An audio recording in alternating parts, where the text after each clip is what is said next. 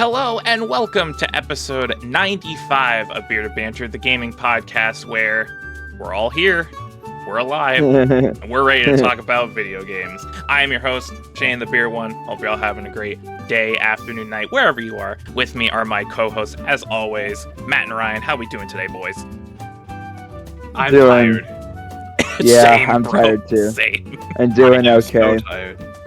And was hoping my new mic would come in so I don't sound like shit compared to the two of you, but nope, that's later tonight. It's fine. That means next podcast you'll sound golden. Don't worry about it. I hope so. Hope that thing's good. No, well, trust me.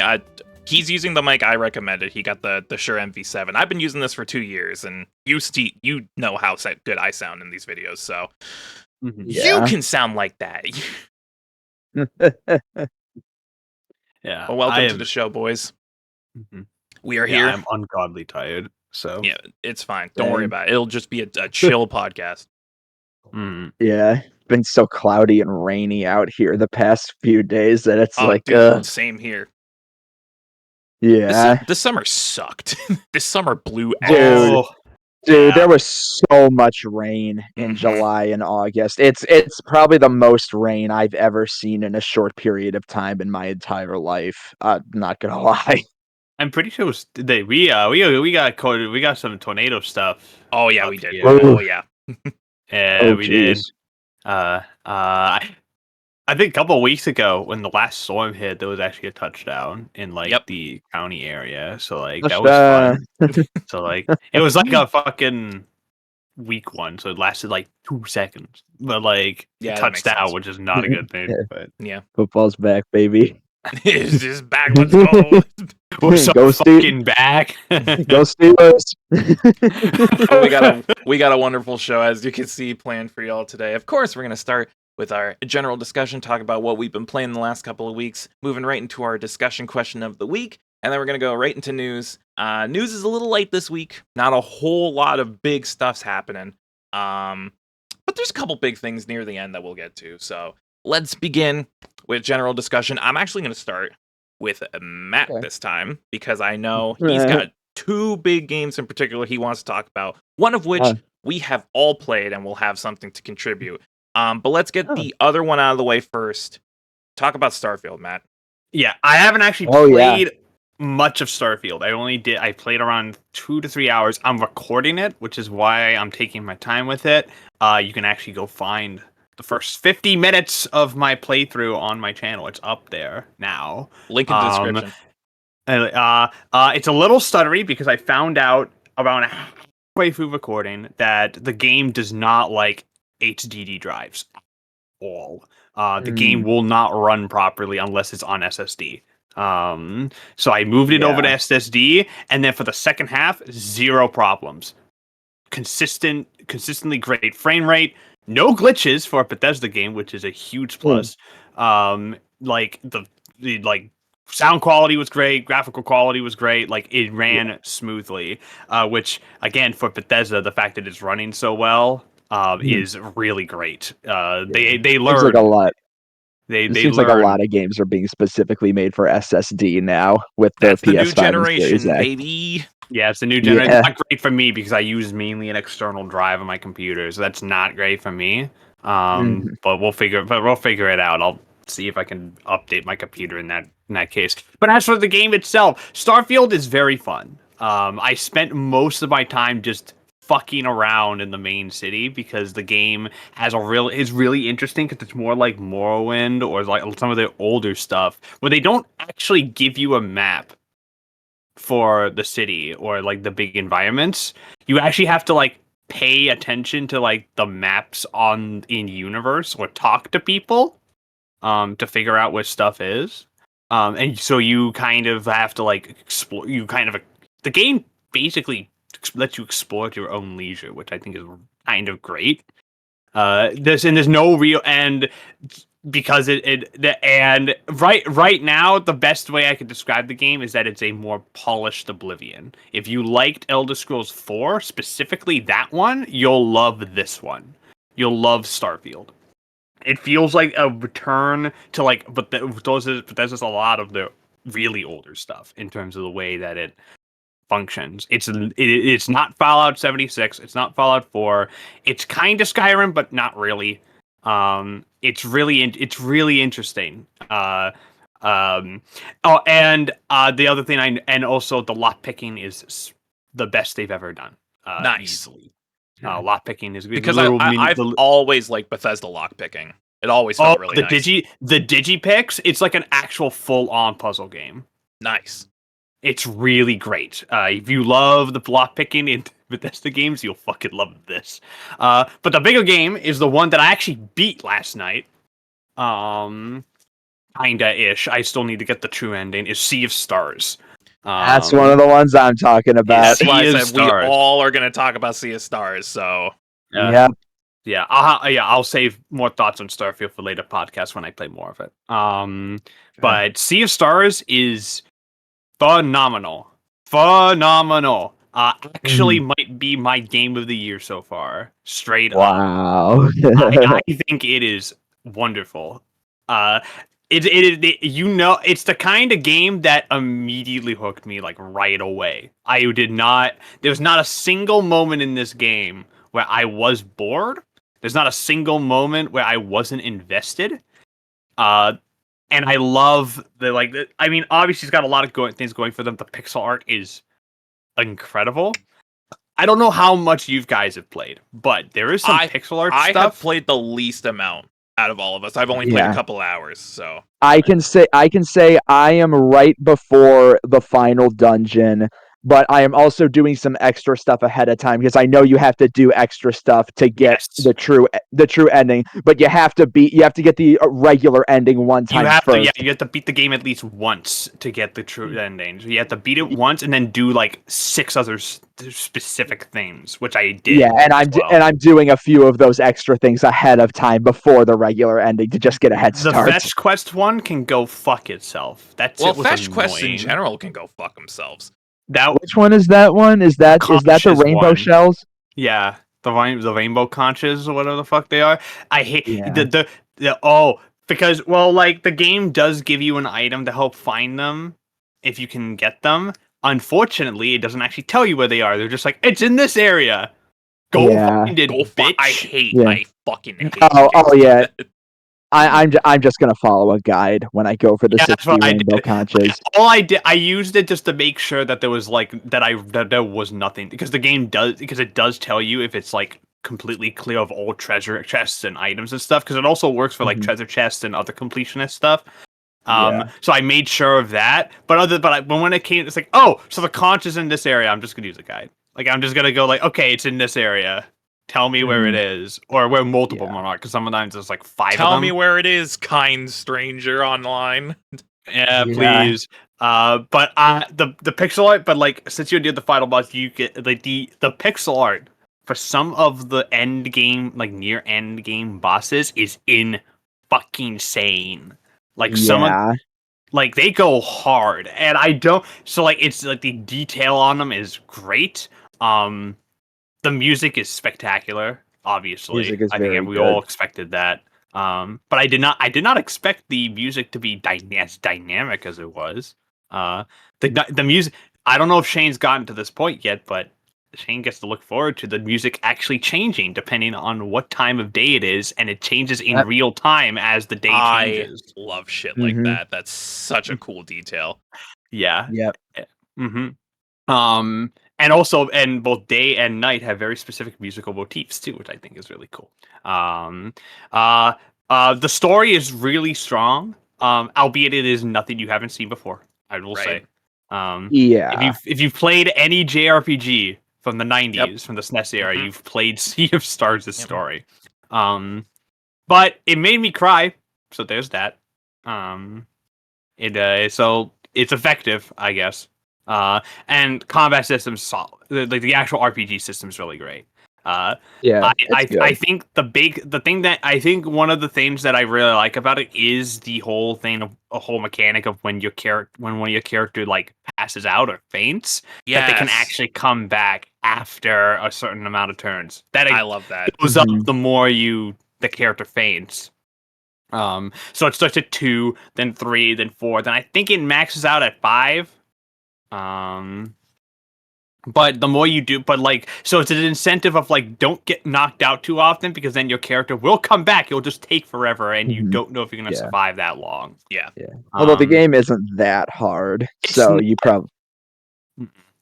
There's only 2 bosses I've actually had trouble with. One of them you fought, which is I'm just not gonna say the name for Shane because it's a big spoiler boss, but it's one of the late game bosses. It's the big one with like multiple arms and tubes guy thing. The one that's to quote Sebastian, under the sea. Is it that one? Under the sea. No, not that. Like not that one. The other one. The more like the one that has like the one that heals itself like every turn, pretty much. Oh, that one. Yeah. That one can go fuck itself. I died twice on that one. That one can go. That one was. That one I did the first attempt, but that one was kind of annoying. Yeah, that one.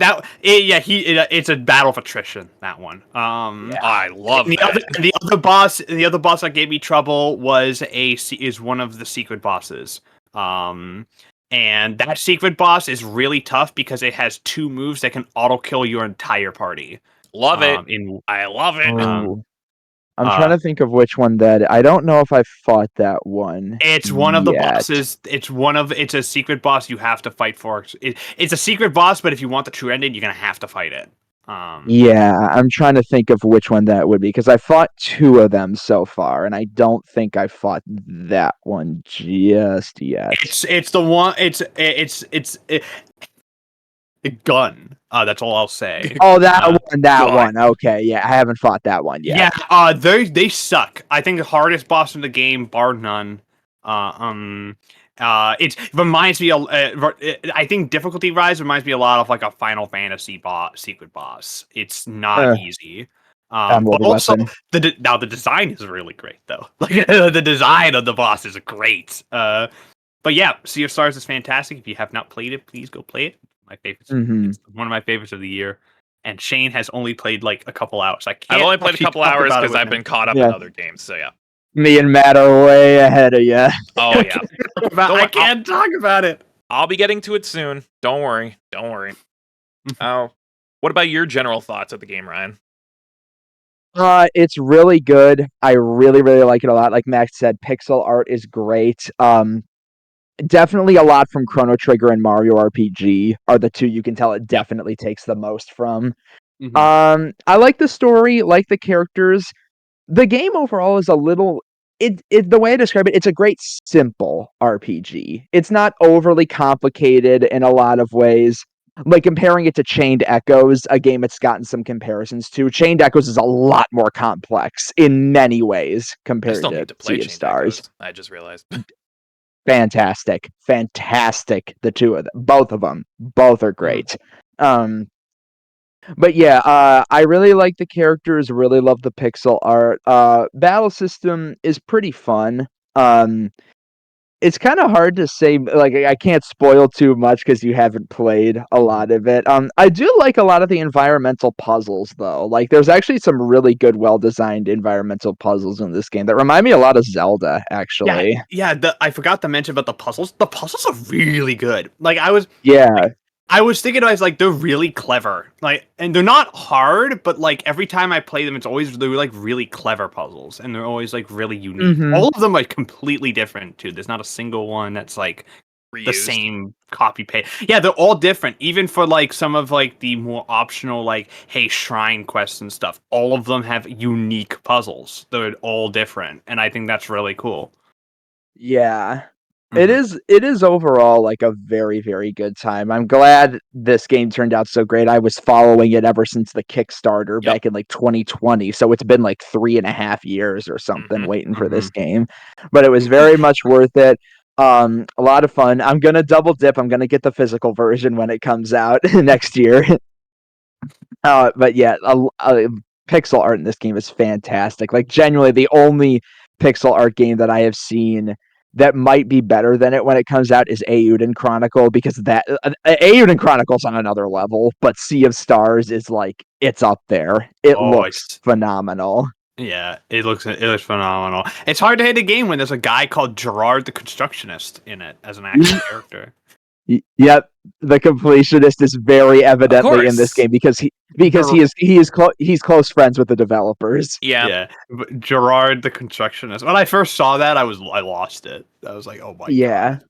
Which, speaking of them, the other game I played was The Messenger, because I played that right nice. before Sea of Stars because they're connected. Yeah. Mm-hmm. Messenger's great. I played The Messenger way back in the day. I love that game. It's such a cool, unique take on the Ninja Gaiden action platformer, and it does stuff that you wouldn't expect this kind of game to do.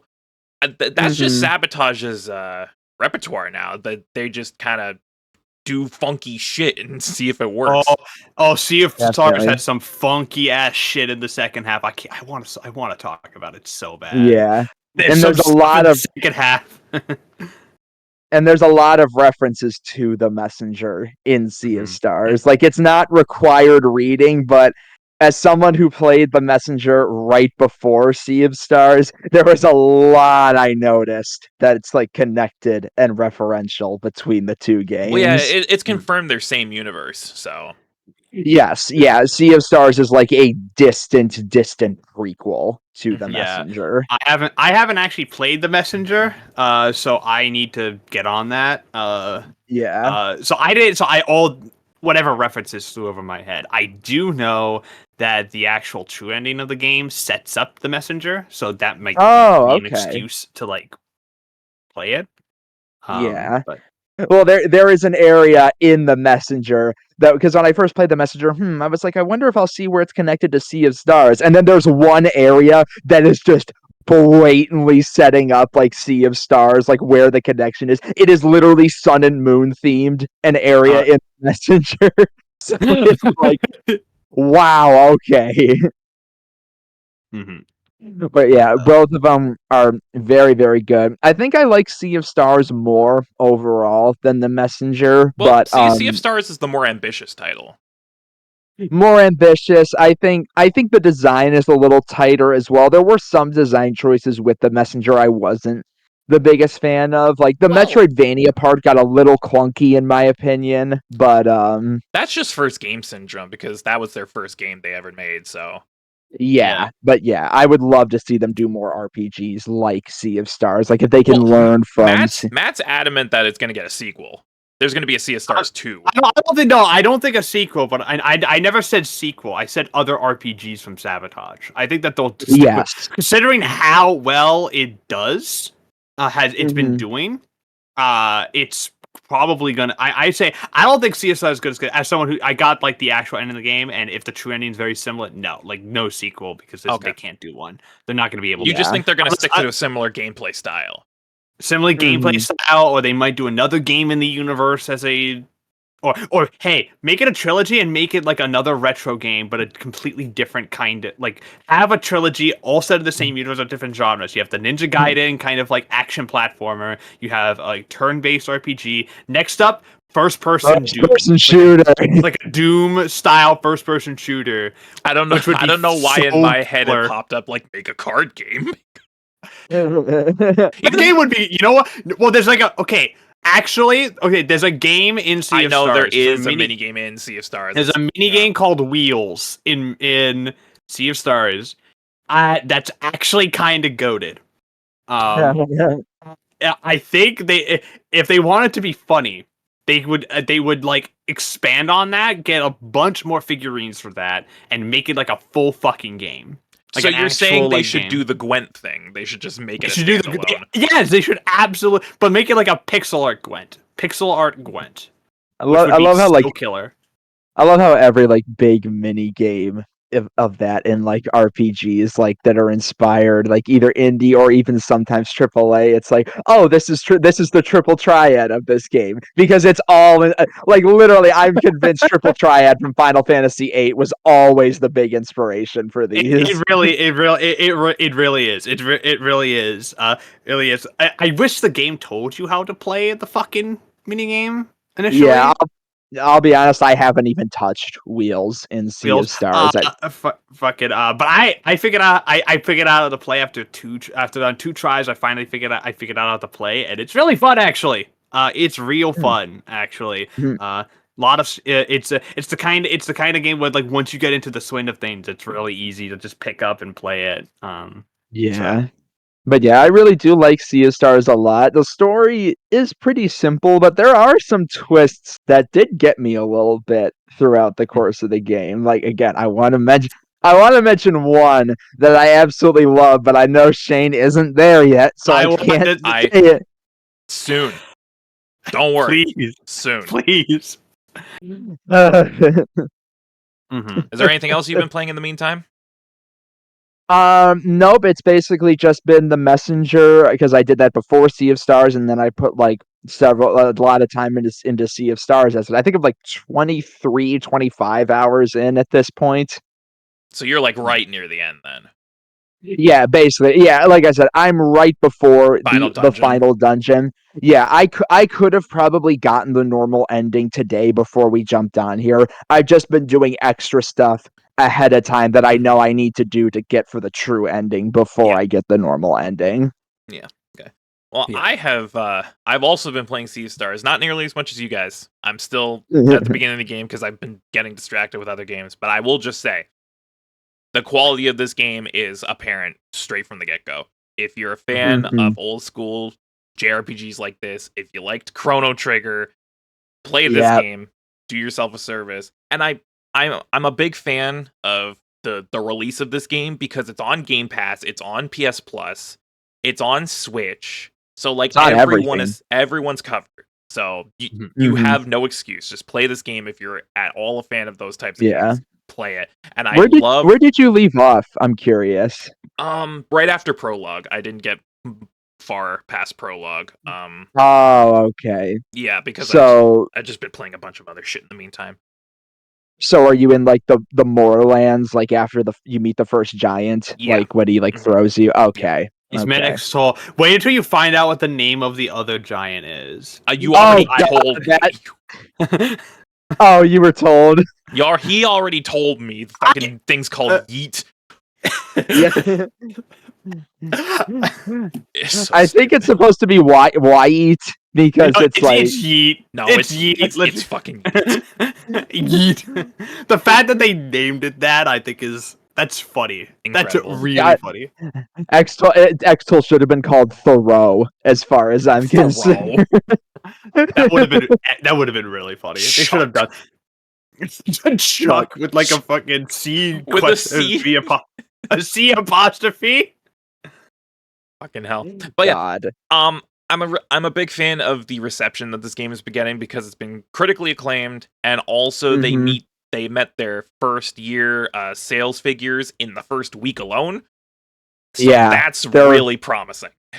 Yeah, they're over 250,000 is the last thing that they reported on in sales, which is really good. And that's on top of the game being on both PS Plus and Game Pass. So people are buying this game, which is great. Steam and Switch and I would imagine Steam and Switch are a big contributor to that. Oh, Steam probably, Oh, I'm almost certain Switch is probably the place that's selling the best because that's like it's the type of game that like heavily appeals to the people who play on there, and the sales will probably go up even more once they get a physical version because I'm sure there's people who are specifically waiting for the physical version, and people like me who are going to double dip when the physical version comes out. More than likely. So what I've been playing in the meantime, because I got a little ditty called the PlayStation 5. Literally right after the podcast a couple weeks ago, got the PS5. Nice. So I've been fucking around with that, which is why I haven't been playing as much Sea of Stars as I've wanted to. I still find it incredibly funny that I bought this next generation game console and the first game I play on is Sea of Stars. It's like, great graphical powerhouse that Sea of Stars there. It really pushes it to its limits. My PS5 overheated playing Sea of Stars. Let me just put it that way. What? Oh, did it scream at you? No, I'm memeing. I'm fucking memeing. Okay, because I had one time when my PS5 was early on, I was playing Miles Morales. The game like it froze. My PS5 like roared at me for like 10 seconds. Like it literally sounded like it was screaming, and then it just conked out. Like I covered my ears. It was so loud. Damn. That's horrifying, actually. That's so scary.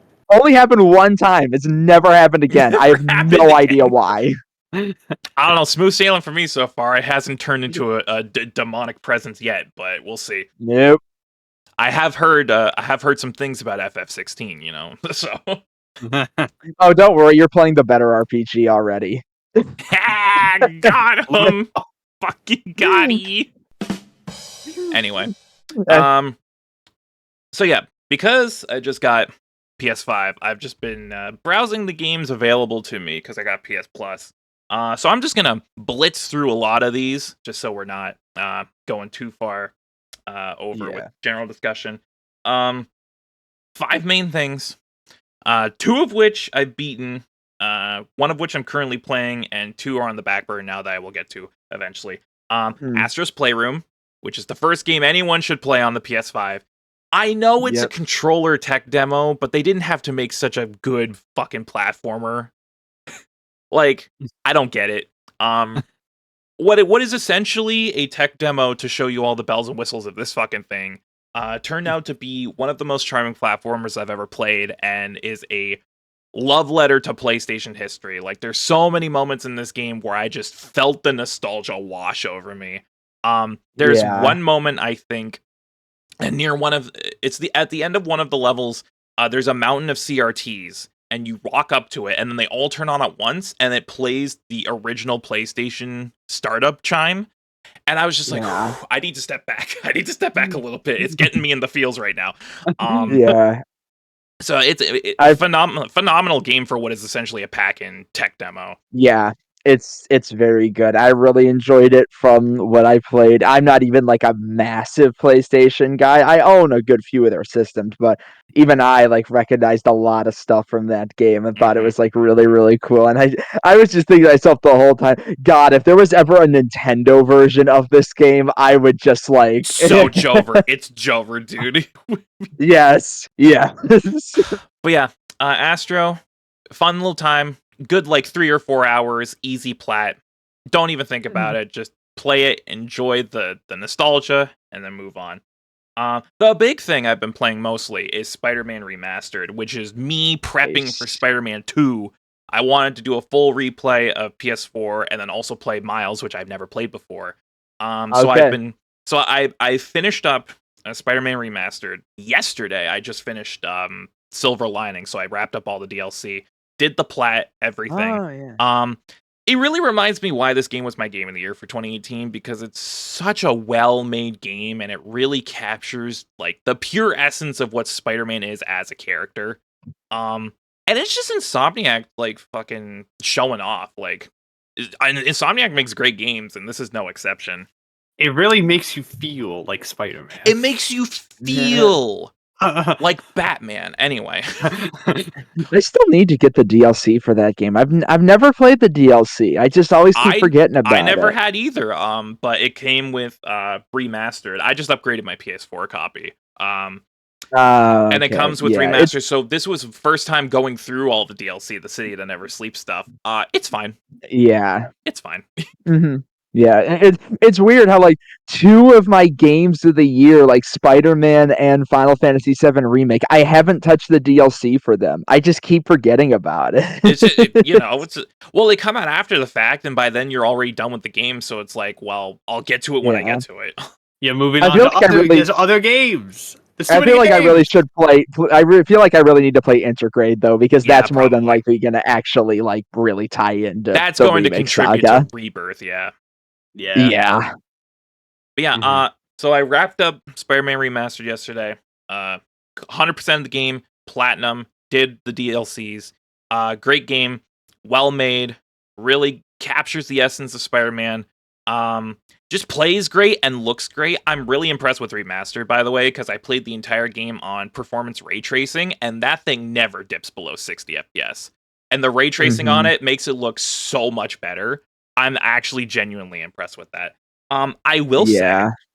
going for 100% by the end, it does start to become a chore, especially when you're grinding out like crime activities or enemy Yeah. bases or stuff like that. It does start to get pretty tedious by the end. Um, Mhm. but you don't have to do that.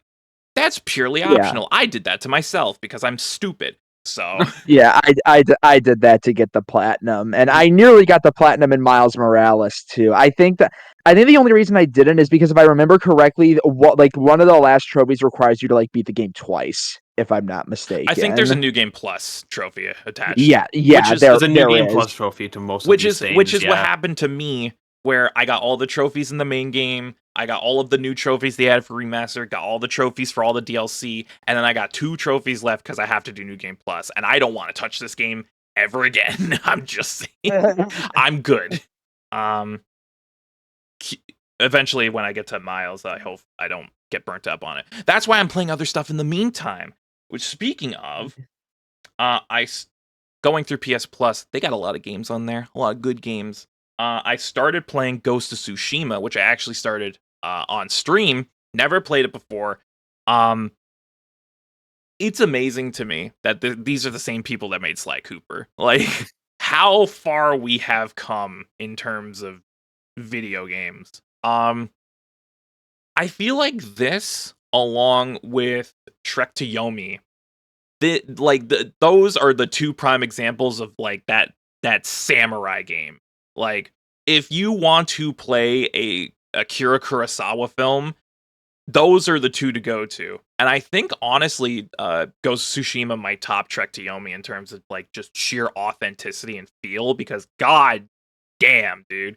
Um it's very much, Sony cinematic action adventure game. But it plays really well. The combat is great. It looks phenomenal. I'm playing Director's Cut on PS5, but I'm just looking at this like, this was a PS4 game.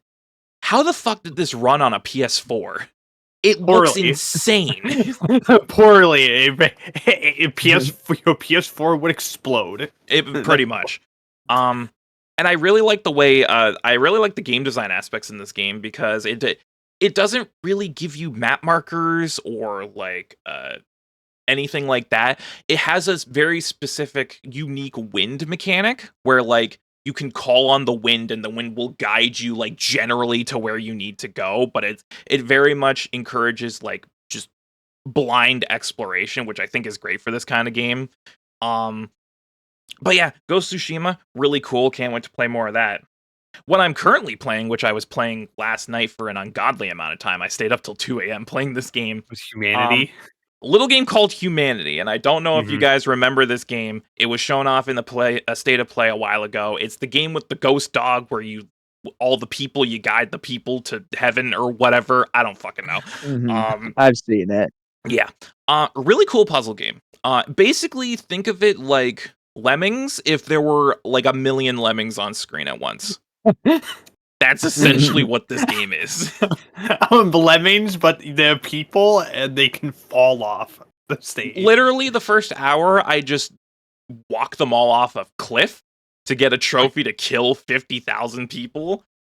And God. the funniest part is that like I literally set it down. I'm like, okay, I'm just gonna wait until the trophy pops. And then I was waiting and waiting, and it didn't pop. I'm like, this is taking an ungodly amount of time. And then I checked, the trophy had popped 20 minutes ago, and I just didn't notice. So I was just sending people to their death waiting for this, and it had already happened. I'm like, well, I guess I'm going to hell. But yeah, a really charming game, a really cool puzzle game, challenging. The well-designed puzzles there makes you think, especially when you have multiple commands that you have to do at once, and you have to set up specific paths, and you have to set up multiple paths at once that interconnect.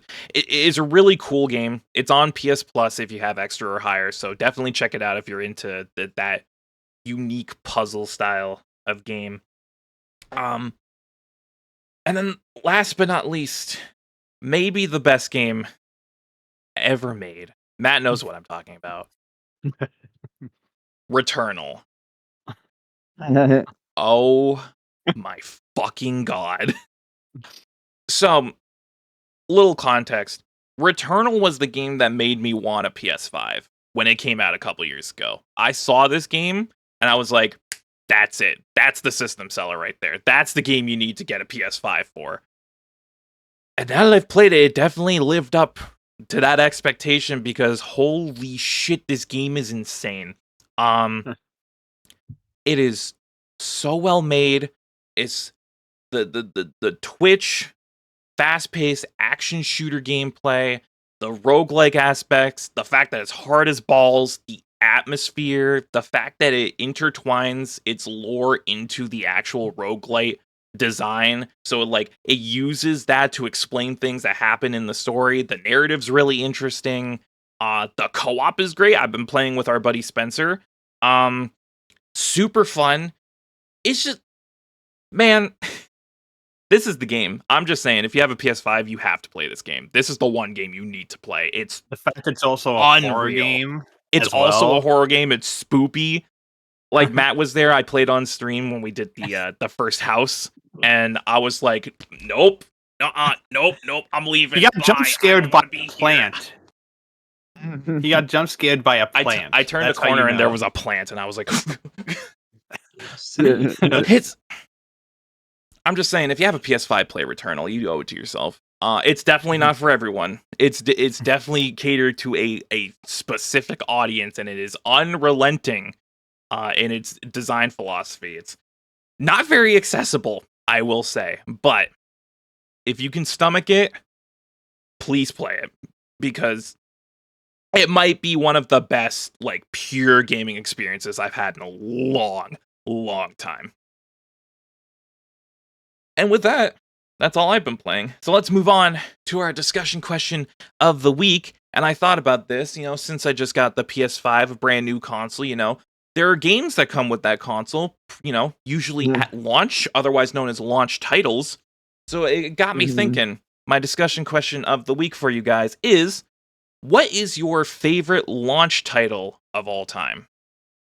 And here's what I'm going to do. I'm going to post this link in our chat because I actually had to look up a list of launch titles. So if you can't think of anything, look over that list. Let me know.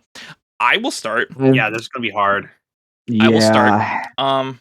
So mine's actually a tie. Both from the 7th generation. Is it?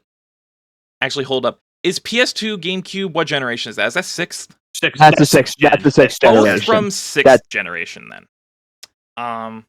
So my pick is a tie between Halo, the original Halo for the original Xbox, and the original Super Monkey Ball, which was a launch title for the GameCube. Ooh, nice. And I mean, I don't have to explain Monkey Ball. You put a monkey in a ball, you roll him around, he go ooh ooh ooh ooh. Good time. I think Halo is probably, when we think about launch titles, at least in the modern era, it's definitely the one that a lot of people think of, because Halo is what single-handedly really launched the Xbox platform. It doesn't help that the game still holds up remarkably well today, design-wise, gameplay-wise, graphically. Halo is a benchmark title in a lot of ways. It really helped modernize FPS games on consoles, really helped kickstart that genre. Now we think of FPS games, 2 analog sticks. That wasn't really a thing before Halo came around. It kickstarted Bungie's career as part of Microsoft, and now they're one of the most well-known, acclaimed developers in the industry. And it obviously kickstarted the Halo series, which is one of my favorite series of all time and has had some of my favorite games ever made. So honestly, I partially put Monkey Ball in there as a meme, but also Monkey Ball's really good. Yeah. But yeah, I think of launch title, I think of Halo, because Halo did so many great, remarkable, iconic things in terms of, kickstarting the next era of gaming. Yeah. And it just still holds up well. It's still a great game. So does anyone have an answer? I can kind of give two as well. One that I immediately thought of, Breath of the Wild. That's probably the obvious That's a good one. Like Yeah. it's a phenomenal video game. It kickstarted one of the hottest systems ever released on the market. It's still inspiring open world games even 6-7 years later. It's like one of the benchmarks. Yeah. Mm-hmm. It's like one of the benchmarks now. It brought Zelda to whole new heights. It's just an absolutely phenomenal game that I'm really glad I finally sat down and played all the way through. It's just a very, very, very damn good game. And another one, I guess there's three, kind of. There's one that I just really love as a video game. It wouldn't be my favorite, but Mario World launched for the Super Nintendo. That's a fantastic 2D that's platformer. A good choice. And but the third one, which is like, it kind of yes, but kind of no, just because of how like it's nothing like it's like an amazing game, but also not. It's Tetris, because Tetris launched with the Game Boy. Yeah. And it's like it's Tetris. What do I even need to say? Yeah, you literally that's exactly. You could actually argue that sold the Game Boy when it first came out, though. Oh, it did. Deal. It 100% did, no question. All right, what about you, Matt? The two that I'm going for, because what I'm noticing in the launch titles, a lot is that you have two kinds of system launches. You have ones that have like an iconic game off the bat, like your Breath of the like the Switch with Breath of the Wild, like you mentioned. Yeah. Or you have launches that have jack and shit. Yep. High PS4. High 3DS. Fucking Killzone is your best bet. Knack. I almost wanted to say Knack. I almost wanted to say Knack. Knack. The two that I'm leaning towards, though, are two games that I launched with their respective systems and kind of changed the game forever. First is Halo. That's one. I think Halo is Halo in terms of launch titles. Wow, like literally, what a way! Yeah, what a way to launch your fucking system. Especially as a new competitor, because that was their first dip in the console market with that original Xbox. So what a way to start. So to think that game was supposed to be on like PCs, it's like an RTS originally. It was supposed to be fucking Macintosh, dude. It was supposed to be like a Macintosh game and it was going to be an RTS. Then they changed it, and it was going to let's make it a shooter for consoles. Like this cool little Xbox thing we're doing. And then it completely changed the course of first-person shooters for the rest of it. Literally changed how first-person. It changed how literal games are supposed to be made, which I think is insane. Yeah. The other one though, is for the 5th generation of consoles, and that's Super Mario 64. Which launched with the N64 and literally invented the 3D platformer as we know it. Like, it's so ubiquitous now because like the 3D platform has been around for so long that people seem to forget that when Mario 64 came out, like the world was never the same. It changed the course of history. It did. It changed how platformers were made. It changed everything because I don't know what came out. Did the PlayStation or the 64 come out first? The PlayStation came out first. PlayStation was 2 years before the N64. Yeah, okay, I was making sure because like the PlayStation was 2 years beforehand. But while they already had like 3D games capable. They had the 3D games capable still already. But nothing like Mario 64. No. With the way that the camera worked and the way that they were able the sheer amount of exploration at the time that was available. And I forget sorry. I was just gonna say, was Crash 1 before Mario 64? I can't remember. It was them. Crash Bandicoot was made to try to capitalize on the success of 64 because they needed. Why do you think that after 64, PlayStation immediately greenlit a bunch of platformers? That's true. Yeah. Because I was even thinking. To Matt's point, PlayStation never really had their own Mario 64. The closest I can think of is maybe Spyro, but Spyro feels nothing like Mario 64. Spyro was also 2 years later after 64. It was in 98. 64 was in 1996 and was a game changer. And it's it's still a little clunky today. It's definitely a little dated because it's the first one of its kind. But like at the same time, like it's hard to you go back to it and you're like, yeah, this is like this is like the as timeless as you can get, like in terms of games, and it's. Go ahead. Oh, because I'm over here like I'm usually like not the hottest on 64 because I'm like, me over here complaining about how it hasn't aged the best, and then I think back like, wait a fucking second, idiot! It's the first game I ever played, and I literally played it when I was 3 years old with my dad and my sister, and we played it every night after dinner until we fucking beat it. So there's something there clearly. There's clearly something there with it, and one could argue that's the power of Mario because Mario does that in general. Yeah. But it's also, I think in terms of system launches, you can't really get better than 64 in terms of launching a console and showcasing this is what we can do.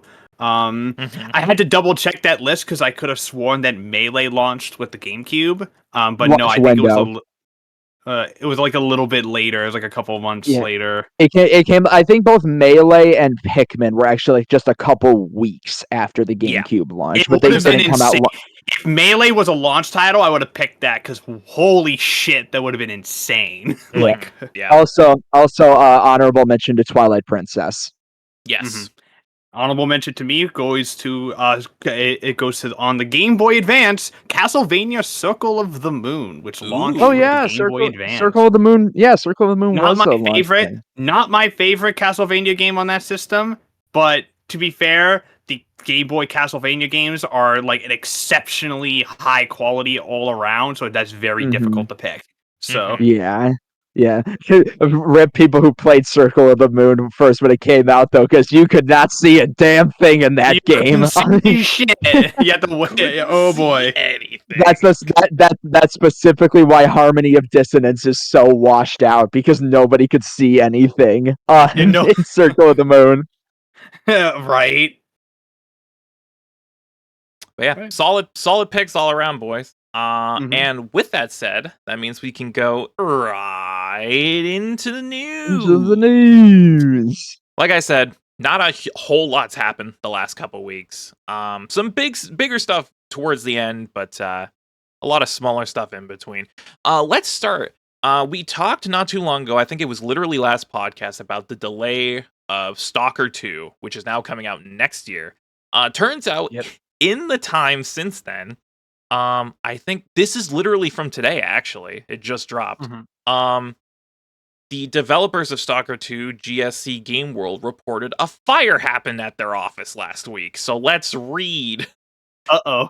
The offices of Stalker 2 Heart of Chernobyl developer GSC Game World have suffered a fire. As reported by Vortex and posted to Twitter by @HazadorGammon, a floor of the developer's office was damaged by a fire on Thursday. While no one was hurt, thank God, it's been estimated the repairs could cost as much as $70,000. According to the report, the fire took place near backup servers for the game, but it is currently unclear if any data was lost. One developer wrote on Discord, "It is true. Fortunately, none of the employees or office staff were injured by the incident." They went on to say, "No anomaly, not even a burner will make us stop in our pursuit of our final goal." That's dedication, dude. Damn. It goes hard.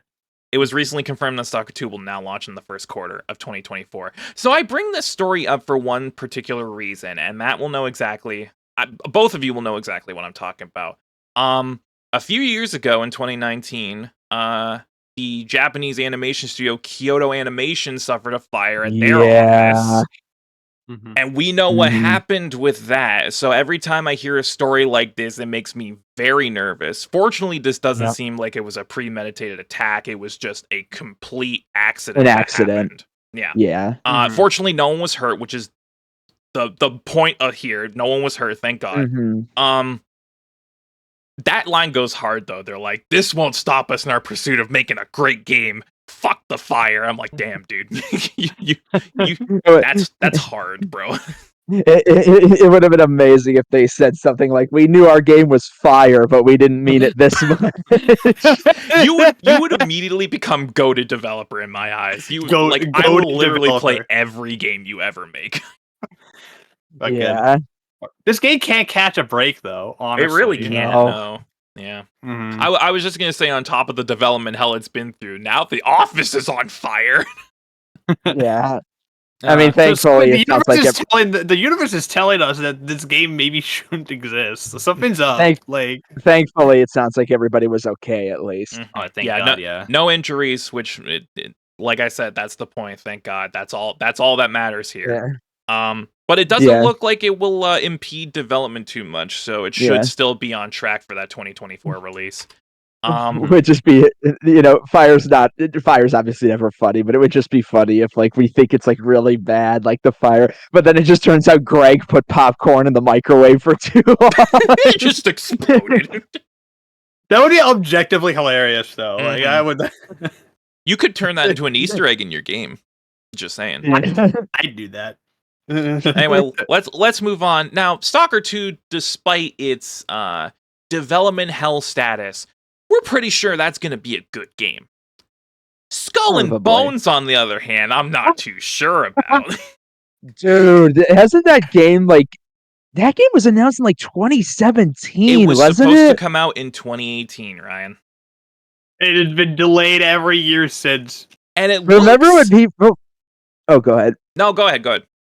I was just gonna say, I remember people saying when they were disappointed in Sea of Thieves, it's like, oh, don't worry, we'll have Skull and Bones. I remember that shit. And now Sea of Thieves is like got a dedicated following, and Skull and Bones is still not out. Like, what the fuck is happening? It might be even longer before it comes out because it just lost its third creative director. So let's read. Oh my God! It's dead, Jim. Just cancel it. Just cancel it. Ubisoft Singapore's long-running development problems with Skull and Bones show no signs of abating anytime soon. According to Kotaku, the oft-delayed pirate game has lost its third creative director, Elizabeth Pellin, who had been responsible for rebooting a project that was originally meant to be released in 2018. Skull and Bones had a closed beta test last month and is officially scheduled to launch during the publisher's current fiscal year ending in March 2024. However, Kotaku sources say a release date has yet to be nailed down internally. They also claim that Pellin's time at the Singapore studio ended prematurely, with the Ubisoft veteran returning to the company's Paris headquarters this summer. Pellin, who most notably wrote and directed 2003 shooter 13 and led level design for Splinter Cell's first sequel, Pandora Tomorrow, had been expected to remain at the Singapore studio until at least the end of this year, it is claimed. 5 years ago, Elizabeth Pellin went to Ubisoft Singapore with a mission to reboot the creative direction of Skull and Bones, a Ubisoft spokesperson told Kotaku. She succeeded, and the Skull and Bones team is now fulfilling her vision to deliver a unique naval action RPG experience to our players. Yeah, okay. The positive feedback received during the recent closed beta... What positive feedback? I think you're bullshitting here, Ubisoft. I didn't even know there was a beta! Like, what the fuck? The positive feedback received during the recent closed beta highlights the invaluable work Elizabeth and the entire team have done. Now, through the game's launch, our focus is to offer the best experience possible to players by considering their feedback and further polishing the game. But there's no release date, and there hasn't been for a while because it's been delayed like 4 or 5 times at this point. Also, this is going to be Ubisoft's first next-gen full-price title, which means it's going to be 70 US, 90 Canadian. I mean, are we surprised? This is this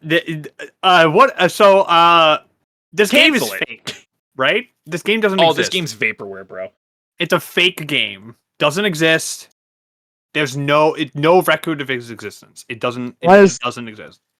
Honestly, anything Ubisoft outside of the stuff they do with Nintendo and the stuff from Rayman Legends team, which, by the way, that 2D Prince of Persia game looks amazing, being made by the Rayman Legends team. I have that pre-ordered. But other than that, it's just like, bruh, I don't care. Like, Ubisoft makes like the most stale, uninspired, just like like the most generic AAA game you can think of when it comes out of that. And this game, just like, pirates. It's like, yeah, you want to play a good Ubisoft pirate game? Go play Assassin's Creed Black Flag.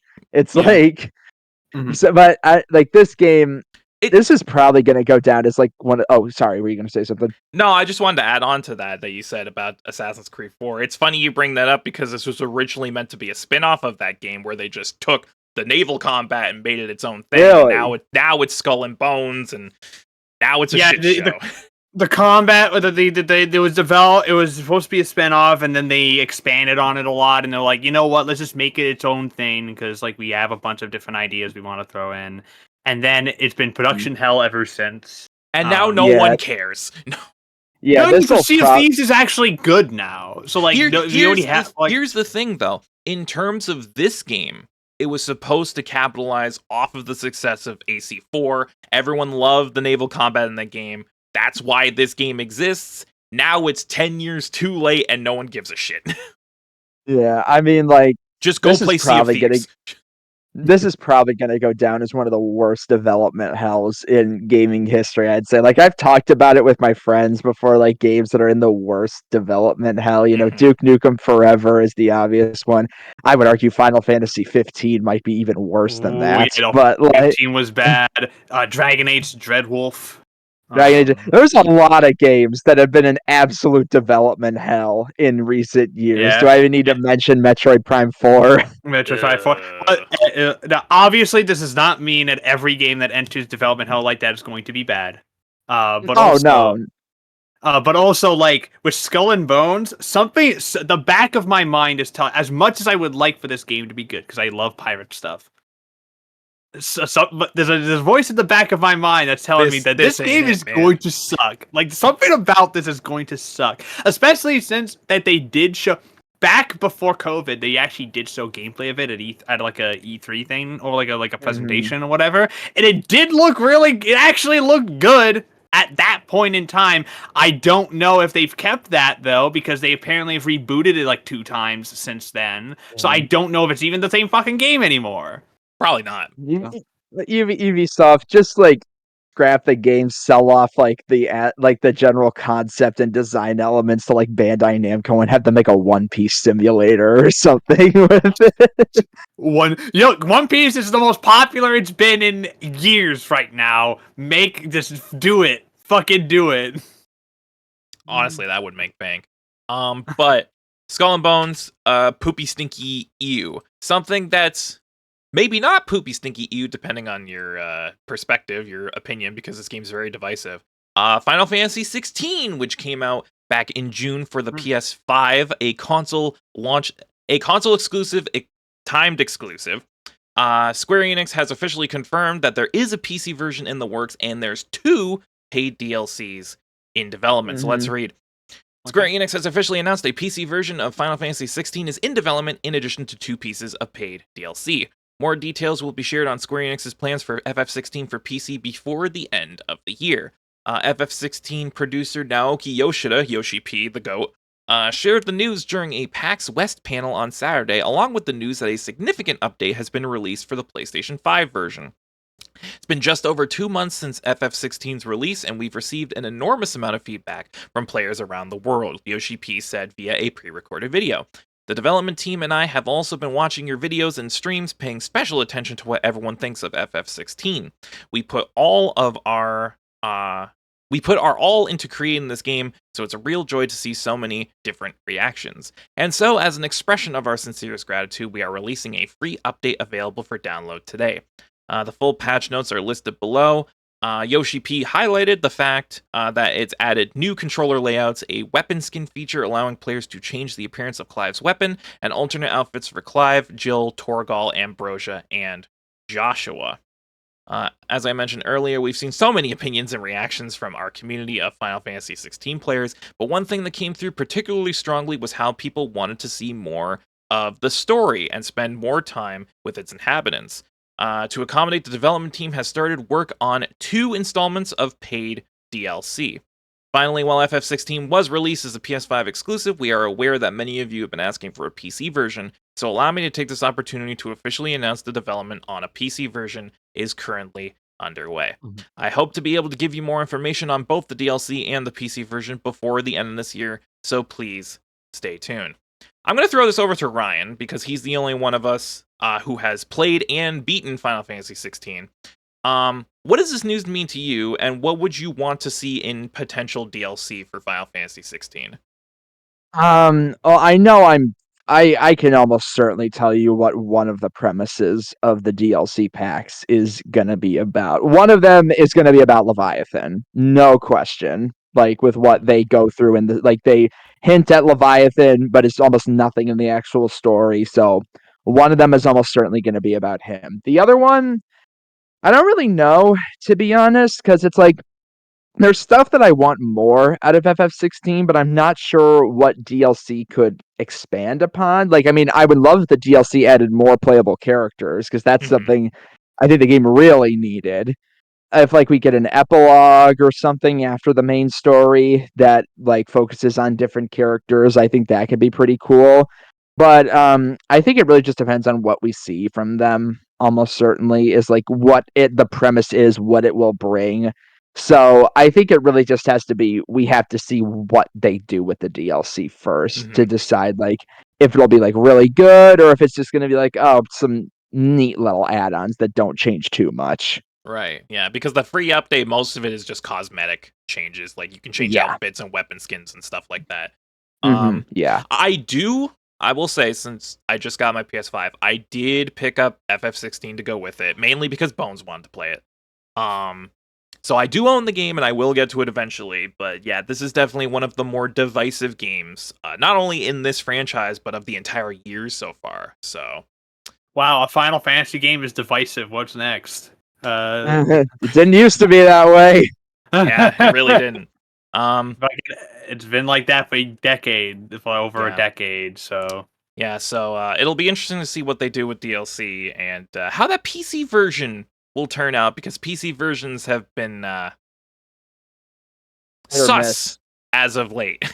They've been all over the place. I still remember when they launched the Final Fantasy 16 the 13 trilogy on PC back in the day, and oh boy, those were bad. This was bad ports. They fixed them in patches, obviously, but when they first launched, they were very bad. Same with 7 Remake did not have a good port either when that first came out.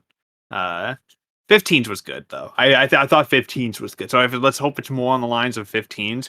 I'm more worried because it's running on Unreal. And Unreal has notoriously been very finicky on PC. Even Ishin had problems. So like it's, oh boy, like that's what I'm more concerned about, frankly. Whether or not UE4 will shit itself. We shall see. Speaking of DLC plans, while FF16, one of the year's biggest releases, now has confirmed DLC, arguably the biggest launch of the year, Tears of the Kingdom has confirmed there's no plans for DLC. So let's read. The Legend of Zelda series producer Eiji Aonuma has claimed that there are no plans for additional content for The Legend of Zelda Tears of the Kingdom. Speaking to Famitsu, Aonuma said there are no plans to release additional content for the game this time because he feels that the team did everything it could in terms of gameplay opportunities. At this time, we are not planning to release additional content, Aonuma said. We feel like we have already fully explored and exhausted the gameplay possibilities in this world. Initially, the reason we decided to develop a sequel was because we believed that there was still value in experiencing new gameplay within that particular Hyrule. If in the future we find a compelling reason, we may revisit the world once again. Whether it's another sequel or an entirely new title, I believe that next game will offer a completely new experience. I hope you will look forward to it. Now, this is in stark contrast to Breath of the Wild, which had an entire expansion pass with 2 major DLCs. This game, they're claiming, we think we've done everything we can in terms of this universe, this style of game, so we're going to put the kibosh on the whole DLC plan. No additional content is coming for Tears of the Kingdom.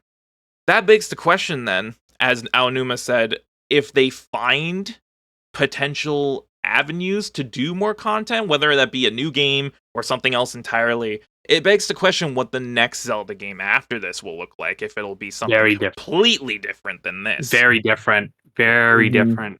Mm-hmm. Which Breath of the Wild was already a big departure in terms of gameplay style, so it's going to be interesting to see where they go from here.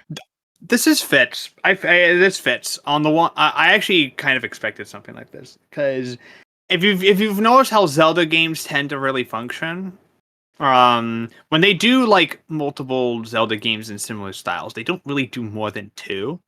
Mm-hmm. Like let's go back to like the 64 era with Ocarina and Majora. Yep. After Majora, we came Wind Waker, and Wind Waker is like very fucking different from Majora and Ocarina, like exceptionally different. And then so like in every new generation, they try to like every new big generation, they try to like do something brand new with Zelda. I suspect that if they do another game, it's going to be in the same style, probably like an more open world experience like Breath of the Wild and Tears of the Kingdom, but fully expect maybe like a different art style, a different kind of feeling game, maybe a different like style of story, different types of characters. It's going to be just a very different game in general. Mm-hmm. I think that, and the fact that they're not doing DLC makes me think that they're pretty confident in the product as is. Like they're pretty confident in what Tears of the Kingdom is. They're like, Tears of the Kingdom. They don't need it. This is the game we wanted to make. It is feature complete. It is full. It is the game we wanted to make from the get go. It doesn't need anything else. Mm-hmm. What do you think, Ryan? What's your thoughts on this? I am surprised that they're not doing DLC for it simply because nearly any game that does this well nowadays gets DLC in one way or another, especially after Breath of the Wild got DLC. I feel like they might backtrack on this a little bit depending on what the devs think of, because Nintendo has done things where they said they're not doing something and then shortly later they do it anyway. So Nintendo are infamous hypocrites, so they might be under like an NDA or something. But I also could see them sticking to it simply because they don't want to do DLC for a game on a system that's probably on its way out by this point, because the Switch 2 is probably happening in like a year's time. Maybe a little holiday next year, I think is pretty agreed upon. So who knows? I mean, I'll be interested to see what they do with the next Zelda game. I think it would be really cool to do like open world that takes elements from Link Between Worlds. Like you can buy the key items and use them to access, because I think the key here for what Zelda wants to reach is dungeons that are the same size and scale as what we got from Ocarina of Time through Skyward Sword in an open world setting, like Breath of the Wild and Tears of the Kingdom. I think that's the mix that they really want to hit. Yeah, and I would be interested to see if they can do that in the next game. I would love to see like a game that a much darker Zelda game, because I love Majora's Mask. I'd love to see them attempt that again.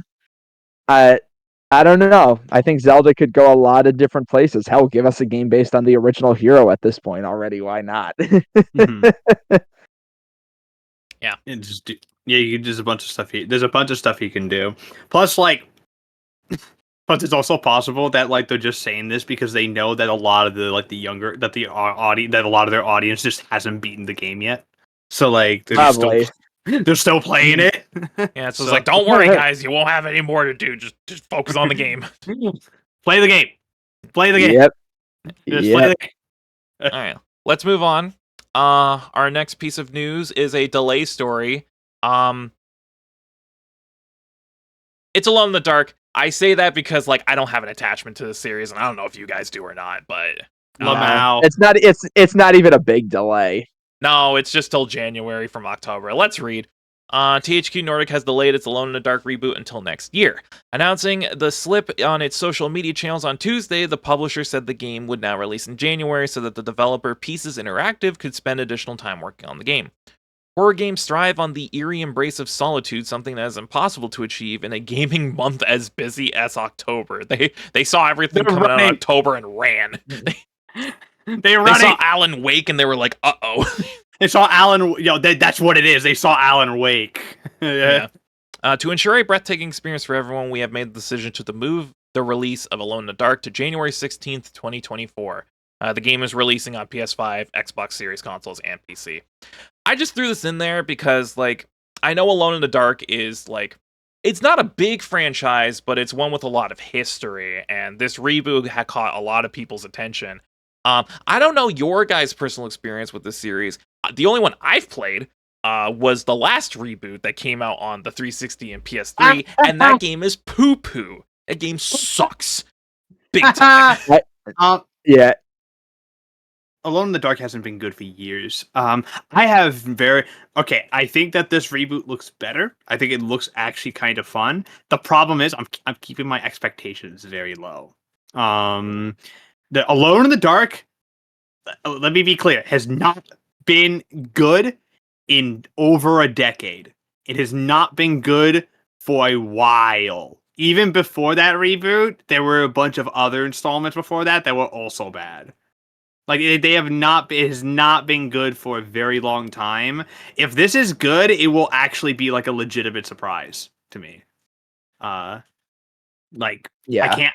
And it sounds like to me this is not a development delay. This is we're about to get slaughtered delay. They literally saw Alan Wake and ran. That's literally what happened here. Well, because Alan Wake looks really good and ambitious. So like, yeah. I mean, not even just Alan Wake. October is just such a loaded month this year. Yeah, you got Mario, you got Sonic, you got Spider-Man. Spider-Man, Assassin's Creed is coming back that month too. I'm pretty sure. When does Modern Warfare 3 hit? Is that the start of November? That's November. I think that's November. COD's always November. Yeah, and Alone in the Dark was supposed to be like near the end of October, so it would have gotten swamped by COD as well. So like, yeah. So like, there's just a bunch of stuff there, just in general. There's a huge amount of games. So yeah, fucking hell.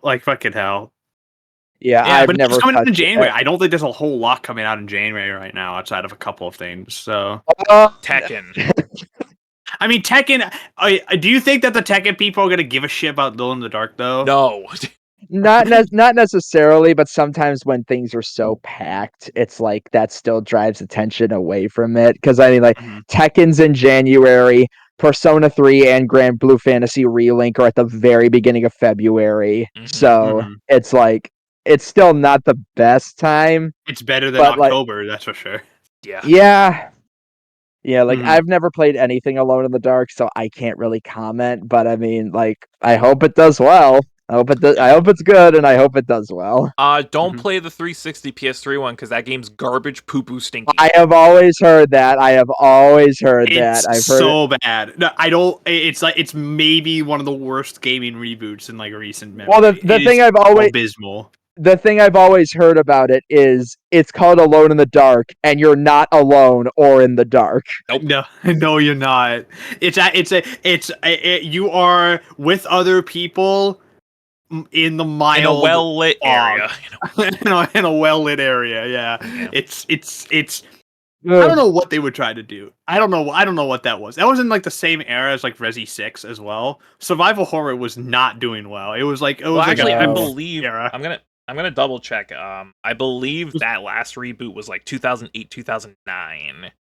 If I'm not mistaken, It was a game in the 2010s for Alone in the Dark. I could be wrong. It was unless my memory is really bad. It was 2008. That's what I thought. Okay. 2008. All right. Yeah. But also that era of survival horror is really fucking weird. Like the late 2000s or early 2010s. That era, the survival horror was like really struggling. Really, it was like there was a lot of shit. Okay, let's move on. I just threw that in there because it's a delay. It's news, I guess. Not that I care, but it's something. Let's move on to something that I care more about. That being the cat game Stray is getting an animated movie, and get this, it's being touted as the first Hope Punk film, and we're gonna go into that. Don't worry. Okay. But let's read.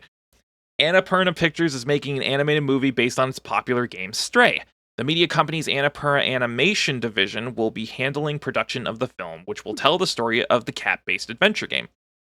Annapurna's co-head of animation Robert Baird told Entertainment Weekly that he's focusing on the term Hope Punk, which was originally conceived by the game's developer Blue 12. I love that term, Hope Punk, Baird said. I think if we are going to do this adaptation justice, this is going to be the first and greatest Hope Punk movie that's ever been made. We will get to the term in a minute, don't worry. Explaining why Stray was an interesting choice for a movie, Baird explained that the lack of human characters will make the film feel unique, but also challenging to make. This is a game that's all about what makes us human, and there are no humans in it. It's a buddy comedy about a cat and a robot, and there's such a hilarious dynamic. So there's comedy inherent in this, but there's not one human being in this movie. I think it's one of the reasons why the game was incredibly popular, that you were seeing the world through the point of view of an adorable cat. How did they pull that off, and how are we going to pull that off in the movie? We will, even though sometimes it feels impossible, but we know that's the essence of the game and the key to telling its story. So let's talk about this term hope punk, which I looked up beforehand, and I'm going to read the definition to you guys right now. Hope punk is a subgenre of speculative fiction conceived as the opposite of grimdark. Works in the hope punk subgenre are about characters fighting for positive change, radical kindness, and communal responses to challenges. I don't know, man. It's a game about a cat. Does that mean One Piece is hope punk? I believe so, yes. Hell yeah. But you mentioned Annapurna. When I realized it was Annapurna, I perked up a bit because they have actually dipped their toes into animation recently. I don't know if either of you have seen it, but there's a little animated film that came out back in the end of June this year called Nimona. I knew that's what you were going to bring up, yes. Nimona. It's one of my favorite films of the year so far. And they helped us. That film was originally being done by Blue Sky, but we all know what happened with Blue Sky after the Disney buyout and stuff. Nimona goes saved by both Netflix Animation and mainly Annapurna Animation, who helped make it. And Nimona is excellent. If you've not seen it, I highly, highly, highly recommend it. It's one of my favorites of the year. It's got a great art style. It's very funny. And it has Rami Malek as like a fucking gay knight, and it's great. It's fun. It's a great film. So I fully expect that if they got like that team, the Annapurna Pictures team, the Annapurna Animation team on this, I fully expect that at the very least visually this is going to look great. I think that they have a good team. My whole thing is, I hope to God it's not just like a 90-minute animated cutscene. Because that's my biggest fear on this. If you're going to do a movie based on Stray, go ahead and do it. Just make it its own thing and like actually experiment with it. Don't just use like the fucking Unreal Engine and make a 90-minute long Stray cutscene movie. Because that's what they did with Ratchet and Clank back in 2016 and it did not work. So like... Yeah. Have the balls to make it a silent film. Yeah, do it. Do a silent film. A lot of the draw of Stray is that like it's very, very light on dialogue. Yeah. It's very minimalist. Yeah. There's like no dialogue. It's almost entirely visual based storytelling. That's what actually made it compelling to play and actually compelling to play. It worked really well. I remember when rumblings that originally, like, if you remember that dog shit Lion King remake that Disney did, originally there were rumblings and there were like discussions from Favreau and the people working on that they were going to make it a silent film, that they were going to make it entirely wordless to double down on like the realism aspect, like the fact that, okay, if we were doing a more realistic, photorealistic version of this, no dialogue, no, like actually make them like animals. I personally think that would have actually been really clever and cool. Yeah, see, even if that didn't work, I would have at least respected the attempt at something fresh. I would have respected the creative vision behind it. It would have been fucking ambitious as shit, especially for a movie that cost as much as it did, like a $250 million. Stray is probably not going to cost that much. No. It's going to be like 50. If it's like from the Nimona people, it's going to be like 50, 60 million. It's going to be like a really, like a lower budgeted animated film. But make it a fucking silent film. Make it very wordless, and maybe if you're gonna have dialogue, have like the robot, like say beep boop or something like that. Like make it fucking, or have like little like, because the game does this too. Have like little Yeah, that's what I was gonna say. That's essentially how the game works. Is that the robots don't actually talk, but the cat has a translator on it that like interprets the beeps and boops, and then it pops up with a text box or something. Like that would be an interesting way to go about it. I don't know if it would exactly work well. In a film medium, you could do it more visually. You can have like actual other stuff going on. Yeah. You can have like it's a cyberpunk world, so like to put like commercials in there because it's a commercialism of stuff. It's a cyberpunk, so lean into the cyberpunk. There's ways to do this. I don't know how far this will get in development. Again, video game films tend to they either stall out so long that they don't get made, or they do get made and they're either really good or really bad. Like there's no it's a 50-50 shot, honestly. Basically. It also depends on, and also if Annapurna's doing it, it's technically an independent film, so someone's gonna have to buy it.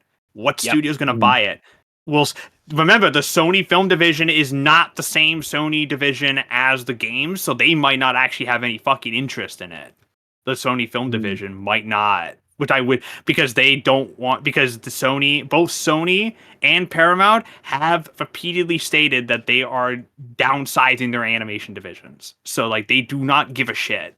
So I would not be surprised if this goes to like Netflix or like Apple or something like that instead.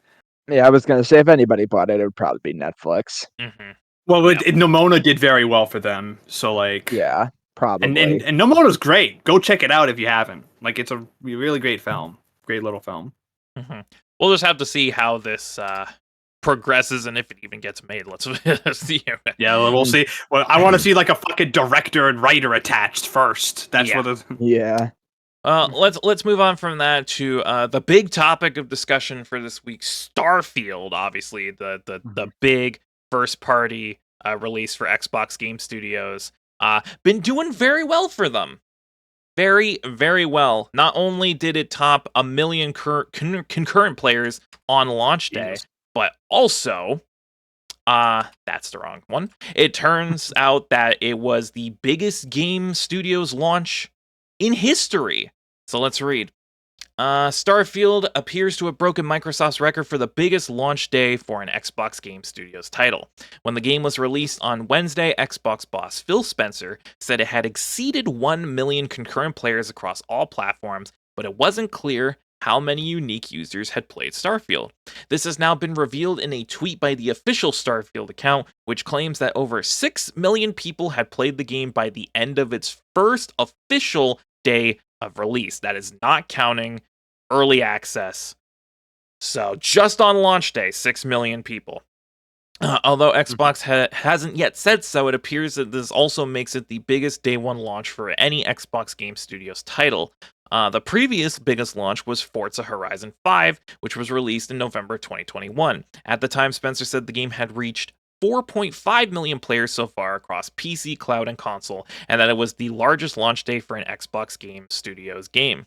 Assuming nothing has surpassed this since then, Bethesda's claim of 6 million players after day one suggests that Starfield is the new record holder, and this is the official tweet from the Starfield account on Twitter. As of this morning, Starfield has already surpassed 6 million players, making it the biggest Bethesda game launch of all time.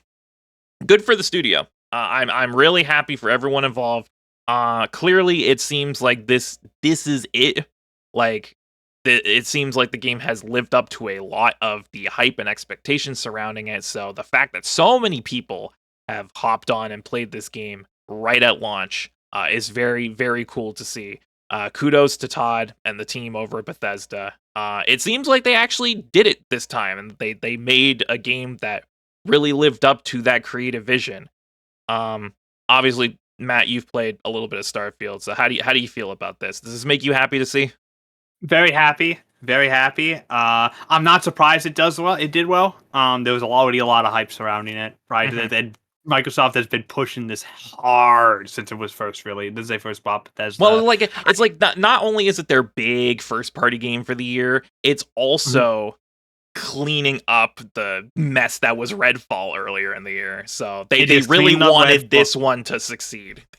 Yeah, and well, they had the dub and and while Bethesda is a big company that has a bunch of other stuff, like a bunch of other subsidiaries, I think it's very easy to forget just when they do well, mainline Bethesda is like insanely popular.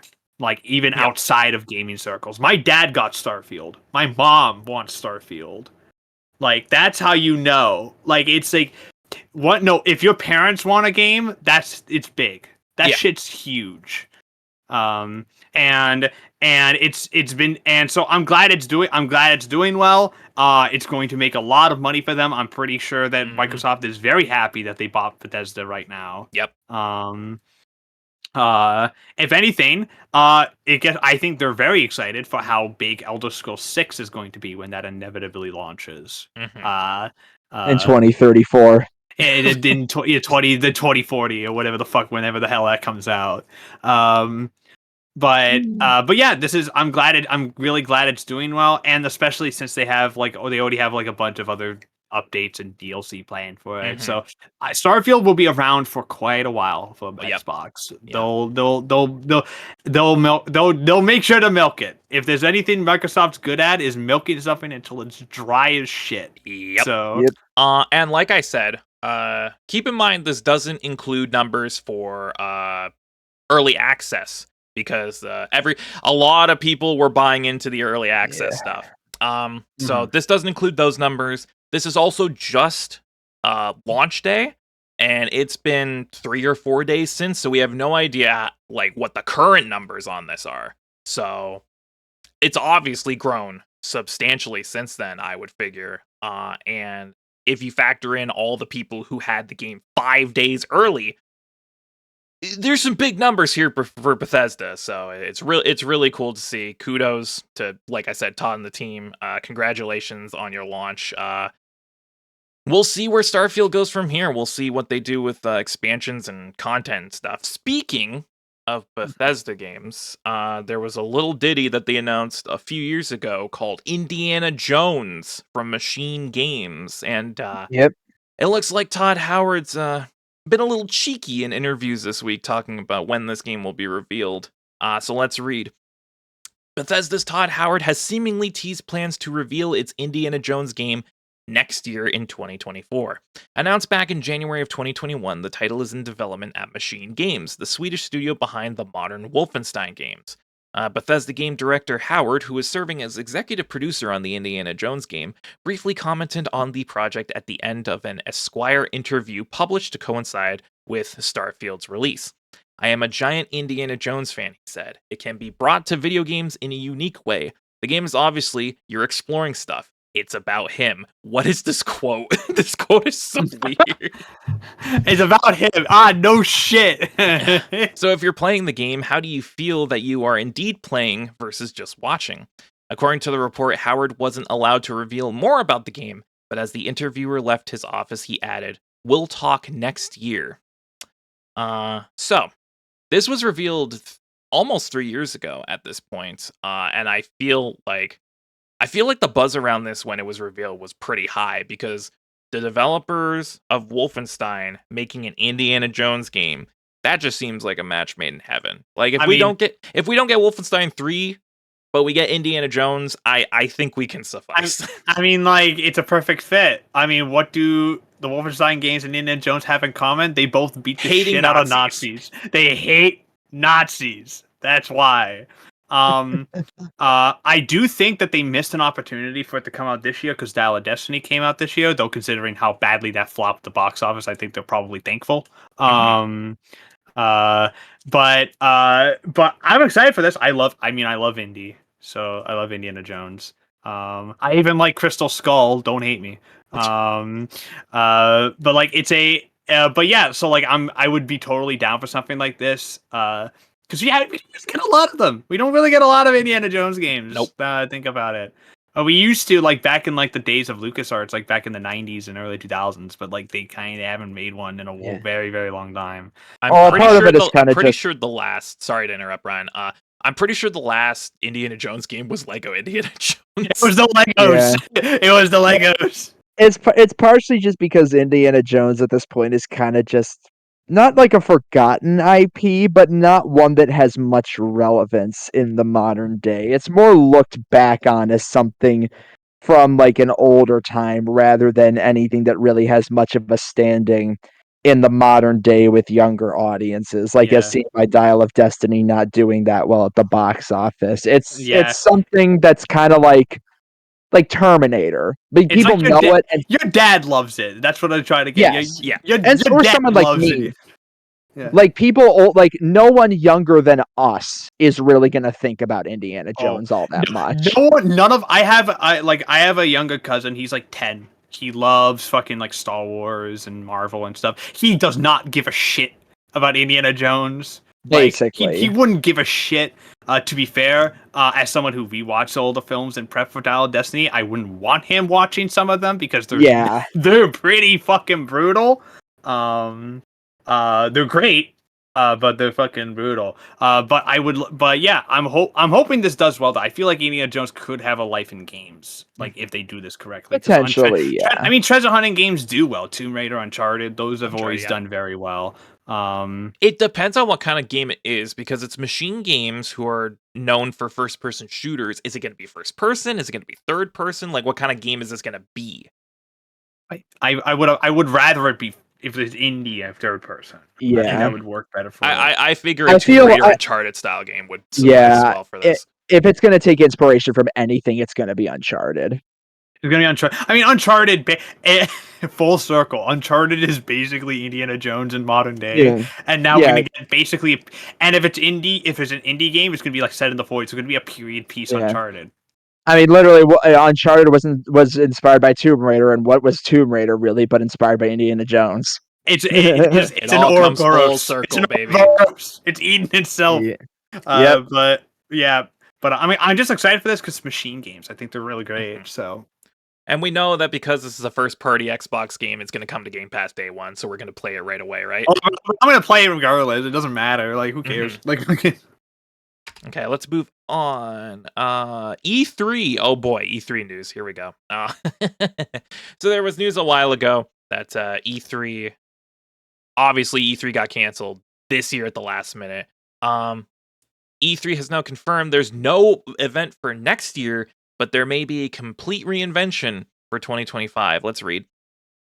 Events company ReedPop has parted ways with E3 organizer the ESA Good, following the last-minute cancellation of this year's event. Following earlier reports, the ESA has also confirmed it will not hold an E3 at the Los Angeles Convention Center next year, although it's claimed it has not outright canceled plans for a 2024 event. Yes, they have. It's not happening. According to GamesIndustry.biz, the trade body is working on a complete reinvention of the E3 show for 2025. E3 was due to return for its first in-person show in 4 years this summer as part of a multi-year deal with PAX organizer ReedPop.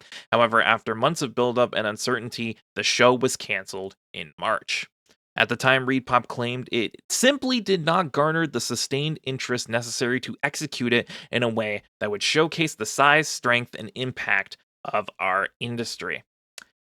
So, the first problem was going with ReedPop.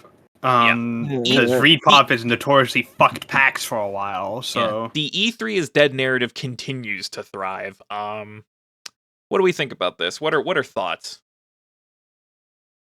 What is there to say? It's like... I mean, you did a whole video about this, Ryan.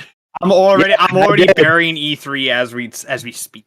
It's Yeah, I mean, because it's like... Jeff Keighley already buried it, bro. Oh, dude, he revels in it. I literally made a tweet about like, oh, bad news happens with E3. Jeff Keighley, it's Mephiles laughing from Sonic 06. He liked that tweet. He liked that tweet. He is literally ready to go. As soon as anything E3 comes up, he's ready to fucking curb stomp them immediately. Because I believe right after this news came out, he tweeted out that it's Summer Games Fest returning next year. So he's like, he did. Jeff, he's please. So petty. He's so fucking petty, man. Jeff Keighley with E3 is literally that Simpsons meme. Stop! He's already dead. Did E3 like screw him over or something, or is he just reveling in the fact that like he's now got the big shot? I don't think of, like, Keighley was ever at E3 to my knowledge. Unless he was, and I'm just dumb. I just don't know why he's reveling in it so much. I think it's just because like it's perfect timing. E3, it was perfect timing because Summer Games Fest and that stuff was created as a replacement for E3 because of the pandemic. Because of COVID. Keighley did it because the Game Awards were getting bigger and bigger as time has went on. Mm-hmm. Games Fest blew up because it was online. E3 tried to do the same thing, did not work because they didn't have the infrastructure, because it actually takes a lot of infrastructure to do online stuff like that correctly. Yep. They flopped. That gave more fucking press to Keighley, who kept blowing up and blowing up and blowing up and blowing up, blowing up. And now E3 doesn't have the numbers now because the tides have shifted over to Keighley, just out of just the way that things have progressed. I think what's going to happen, E3 is going to either two things are going to happen to E3. It's either going to die completely or it's going to stay around as a strictly trades only thing. No longer is it going to be a big public event. They're going to keep it as a trade show thing, which honestly might actually be the way to go. Yeah. Potentially. E3 was a trade show for a very long time until it got publicized, and you can blame Mario 64 for that. Yeah.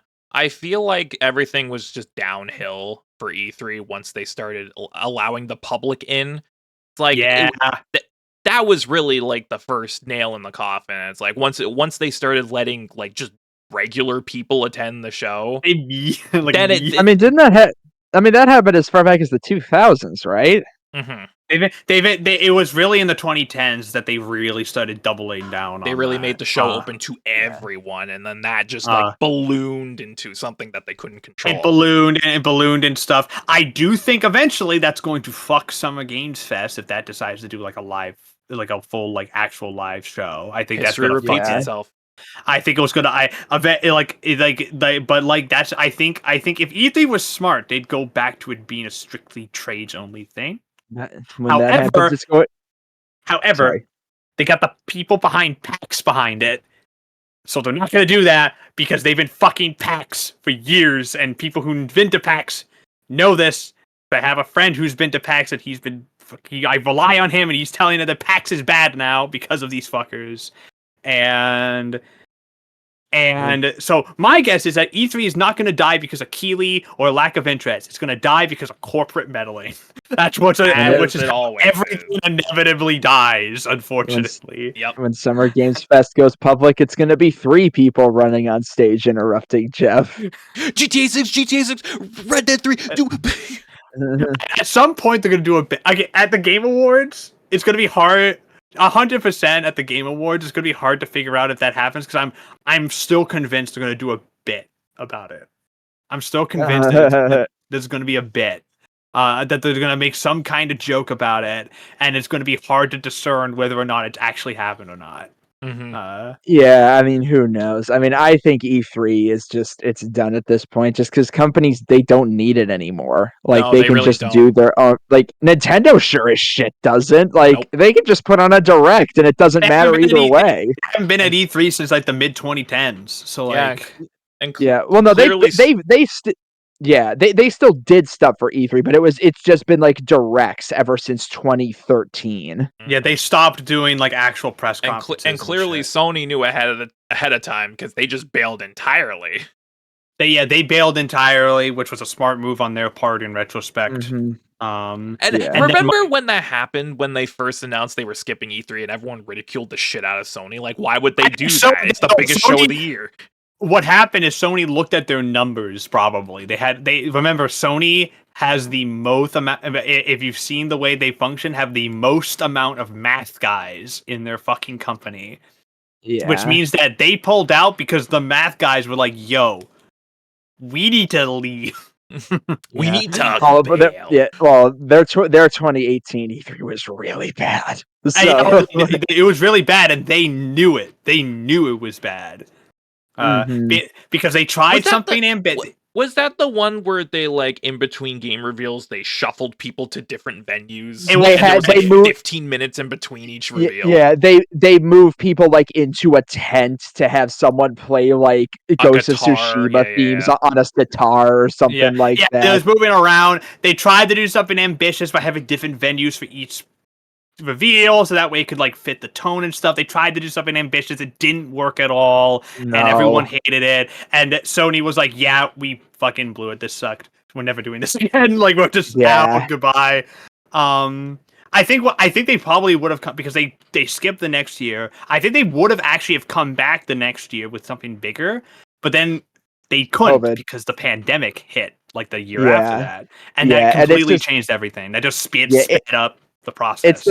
It's the fact now that E3 hasn't happened for 3 of the past 4 years, and the 1 year it did happen, it was still a pretty big failure. Like, they lost a ton of money from the 2021 E3, and really, they lost like $4 million or something, and like really the only ones who even had anything worthwhile to show were Nintendo and Xbox. So not even the fans really liked it all that much. Because they didn't have they tried to do it online. It was they tried to do it online, but they did not have the infrastructure for it.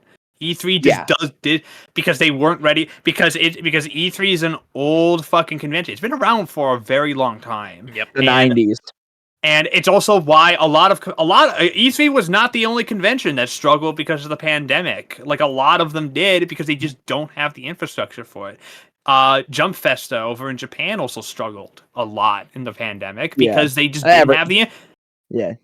Every business really struggled. Yeah, it did because a lot of you don't prep for something like that, and you going full online means you need an infrastructure to do that. You need the money to do it. You need the servers. You need the fucking press.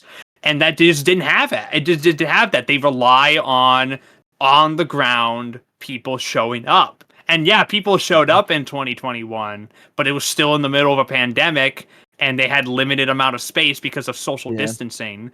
And nobody knew what the hell they were doing till like 2022. Exactly, and by that point, E3 had been hemorrhaging money because they kept pushing back their E3s and stuff, and they lost money, so they couldn't run anything. That's ultimately what it is. It's really bad timing. Just really, it's ultimately, and it's again corporate meddling because now they got the fucking PAX people involved, who don't know how to run anything. No. It's just.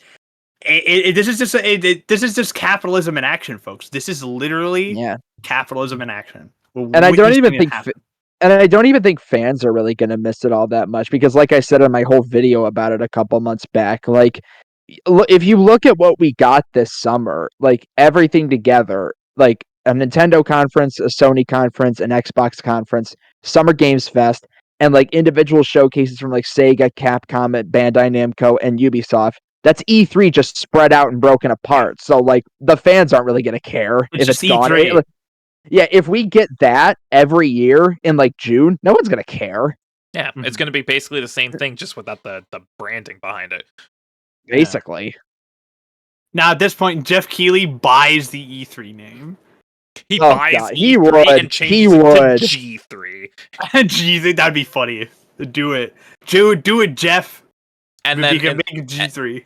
And then for the first G3 conference, he brings out Hideo Kojima and they make out on stage. Let's go, baby. But anyway, let's move on. He brings every game is revealed to be from FromSoft. And it's all Elden Ring. It's all Elden Ring. Elden Ring 2, 3, and 4. Well, let's move on to our final piece of news, arguably the biggest news of the last week. Some closed door discussion and showings of Switch 2. Maybe. Let's read. Maybe. Nintendo showed off tech demos for its Nintendo Switch successor behind closed doors at Gamescom, it's understood. That's according to a new report from Eurogamer, which VGC can corroborate via our own sources. According to the publication, Nintendo privately showed invited developers specially prepared tech demos for its next-generation games console, which could launch next year. One Switch 2 demo is understood to have been an improved version of the Switch launch title Zelda Breath of the Wild, running at a higher frame rate and resolution than the original game did on hardware targeting the new console specs, but there was no suggestion that the game will actually be re-released. Another VGC source claimed that Nintendo showcased Epic's impressive The Matrix Awakens Unreal Engine 5 tech demo, originally released to showcase the power of the PlayStation 5 and the Xbox Series X in 2021, running on target specs for its next console. The demo is said to have been running using NVIDIA's DLSS upscaling technology, with advanced ray tracing enabled and visuals comparable to Sony's and Microsoft's current gen consoles. However, it should be noted that does not mean the Switch successor will sport raw power anywhere near that of the PS5 or the Series X, which aren't portable devices. DLSS, or Deep Learning Super Sampling, is a feature exclusive to NVIDIA graphics cards. On PC, it works by using AI to upscale the resolution of games, effectively allowing developers to achieve higher graphical settings and better frame rates on weaker hardware. According to Digital Foundry analysis, DLSS at any normal screen distance looks almost as good as the real thing. Notably, Nintendo filed patents for potential AI upscaling technology plans back in March of 2020. So, this is all a lot to take in. A Switch successor in the same form factor that's on par with the current gen consoles, using DLSS, ray tracing, Unreal Engine 5. This is a lot to take in. And this all dropped at once, right after Gamescom. What do we think about this? Do you think this will actually come to fruition? Do you think the Switch 2 or whatever the Switch successor is will actually be sporting this kind of power? I mean, the fact that we heard all of this so much together, like when there's that much smoke, there's probably some type of fire. Yeah, I would suspect that, and like after creating technology, mostly the first thing you do is not make a better version of that technology. You make the current technology smaller. That's what they do every time. There's so like I think that there's some truth to that. I can totally see this being there's some truth here because that type of technology has been around for a while now, at least in tech years. So they've had time to miniaturize it, make it smaller, and yeah, I think it could work on a portable system. Yeah. I expect it to burn my hands. Oh, probably. It's gonna be molten. But we'll see. Yeah, I mean, Nintendo could be, I mean, Nvidia could be demanding Nintendo up their game, could be the big thing here, because like they are close partners. So Nvidia could be really pushing Nintendo to get out stronger hardware. And hey, if they somehow like I don't think it'll be on par with the current stuff, but if they use DLSS smartly, it could really make it close. Metroid Prime 4 with DLSS. Metroid Prime 4 running upscaled 4K with ray tracing. I would look insane. And if Nintendo manages to price this thing well, like if it is this strong and they can somehow make this thing $400, I was thinking the same thing, yeah. That because I think a lot of people are expecting the Switch 2 to be $400. I think that's the expected price for it. Oh yeah, it's going to be around the same. It's very competitive with that pricing. Yeah. If they somehow get it to that, that's going to be a big deal. Like if it can be, because like you think about it, the Series S is $300, the PS5 digital is $400. Like 400. That's perfectly in the range of those. And it would be it would be 100 above the current Switch and 50 above the OLED. So I think a lot of people are expecting it to be around there. And if they can pull it off and it has really good graphical power, like, I mean, if they can somehow make the next Zelda look like God of War, I mean, it's over. It's Jover, bro. It's Jover. Zelda of War. Let's go. 10 gajillion units sold. And 10 Switch Chillion units. Let's go. And Pokemon will still look like a Wii game. Yep. And it will still sell like 30 million. No, it will still sell like 30 million copies. It'll sell more copies than any game you've ever played in your life. Although we joke, but Pokemon Company will probably be shitting themselves, thinking, "Oh God, we really can't get away with this anymore, can we?" Yeah, they would be. Yeah, I went with the current production model. No, They can't. No, Like they don't. no. Pokemon, Which that is a news story we did skip. Pokemon is talking about like, can we continue this current development model? Yeah. No. Yeah, Moving on. Well, the reason they do it because like it's a media franchise. They gotta coordinate the game releases with the anime and the card game and the merch and everything. I mean, they probably do want to Capitalism, consider changing it baby. because the anime has reportedly been a mess behind the scenes. That's the entire reason. That's the entire reason why Ash isn't the main character anymore. Oh well, the Ash isn't the main character anymore because Junichi Musada left. Yeah. The main all the old staff, or most of the majority of the old staff, I think all the old staff, with the exception of some of the directors on the more recent seasons, have left. It's all the old guard is officially gone now. In Pokemon, the reason they're focusing on not someone other than Ash is that they got a new lead writer. His name is Dai Sato, and he has zero connection to Pokemon. He's an anime writer. He's the creator of Eureka 7. He's doing Pokemon. Oh, I did not know that. Which also reflects in the tone, because Pokemon is now serialized. It's not episodic anymore. Which means if you miss an episode, you're fucked. Eat shit, children. Wow. Yeah, oh shit! There's a okay. Granted, still like children, by the way. Just letting you know, yeah.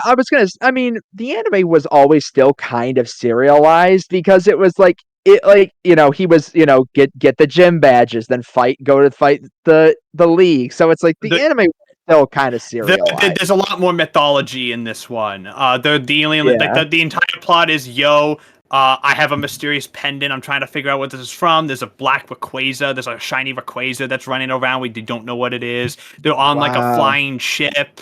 There's literally a Detective Pikachu in it, and there's a bunch of other storylines going on. It's much more serialized, story centric than before. I can't wait until they give the Pokemon a gun. That's when I'll start watching it.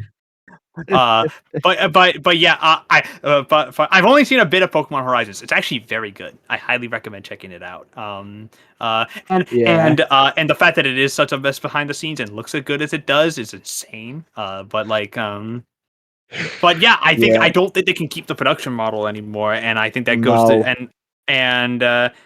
I think that ultimately, with the Switch 2 coming in, back to the Switch 2, if they do up their game on it, that's going to be I think that's going to be the big thing that's going to force them to up their game, because at the point it's like no more excuses. If this thing can like reliably run the Matrix Unreal Engine 5 demo, they can't afford to have another Scarlet Violet. They just can't. No, yeah. Not at the point, at it's all. just like, come on, like, what are you doing? What are y'all doing? The franchise's reputation is kind of a mess right now, so they need to fix things up. The Pokemon up. company loves making money, but hates doing work. That's essentially what it boils down to.